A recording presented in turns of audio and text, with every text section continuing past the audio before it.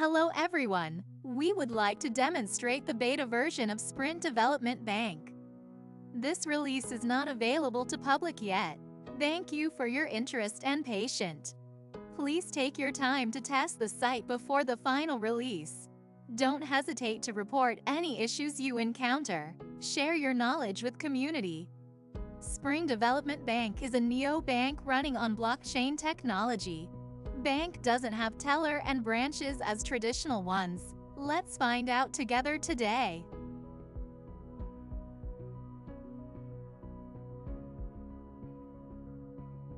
Spring Development Bank offers two different ways to deposit your funds. First, the bank offers relationship managers around the world who will help you navigate the process. The list is on the Cash in and Out page. It is the third button from the right on top menu. $sign with two arrows. By clicking the list button, you can find relationship managers of each countries and way of their preferred method to contact them. Please be vigilant while using social media messaging apps.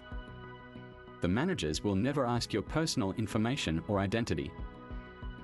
All they need is your transfer receipt along with 40 digits wallet number or QR code.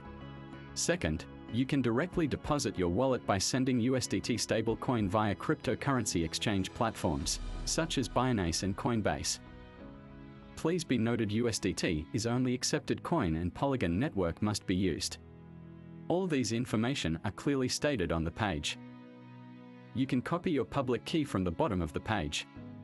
Your wallet QR code can be found on Receive page. If you follow the instruction properly, this method takes less than a few minutes to be funded. Your funds will be debited to USD account in the bank. If you have any questions or concern, there is bank customer service on live chat by clicking the headphone button on the right top corner on home page. We hope this demonstration is helpful for all prospective customers.